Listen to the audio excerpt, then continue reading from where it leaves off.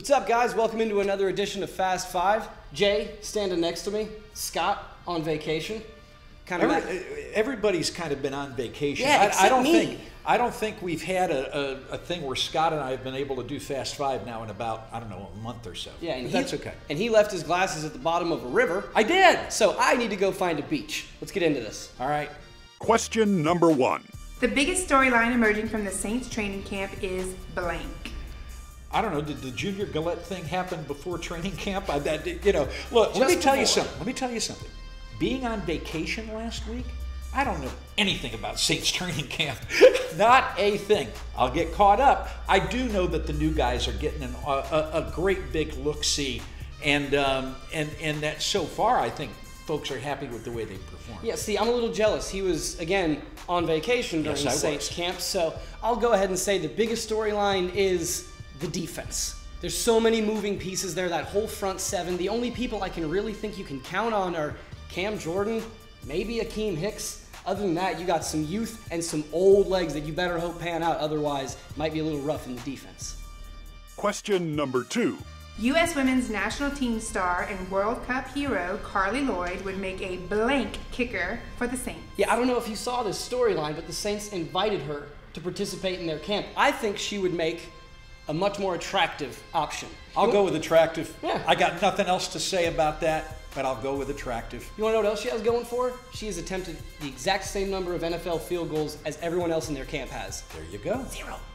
Question number 3. Former Cajun running back Alonzo Harris was knocking helmets off today at the Packers camp. Zoe's chances of making the team are blank. I'm going to say 50-50. And I wouldn't have said that before training camp opened. Yeah. But he has opened a few eyes. That's a big boy. During training camp, and I know he's getting some good ink. Now, we've been through enough training camps to know that folks that get a little love early. It's early. It's early. But, given Green Bay's situation at running back and given the way he's performed, I think he's up to about 50-50, which is awfully good for an undrafted free agent. Oh, he's making noise. Literally. He's popping people's helmets off, reporters are writing about him, and like Coach Hud said, people just get tired of getting hit and hitting a 240-pound slab of rock. If he keeps this up, and apparently he's been breaking tackles in the backfield too, I'll put it more at like 70%. Goes up. Question number 4. Ragin Cajun Football camp hits this week. Their focus should be on blank. The D-line. I'm going to be specific. We could go, chemistry, getting it together, rah-rah, find a mantra. No, the D-line. You lost Juice, you lost Ringo. Someone's going to have to get in there and eat up those blocks so that Tovell can roam around and get all those tackles. D-line. I'm not going to argue with D-line, but D in general, I keep harping on this. You've got a whole new defensive coaching staff. Right now, as training camp opens, this is all about those guys getting to know those coaches and vice versa. Question number 5. The Superdome turned the big 4-0 this week.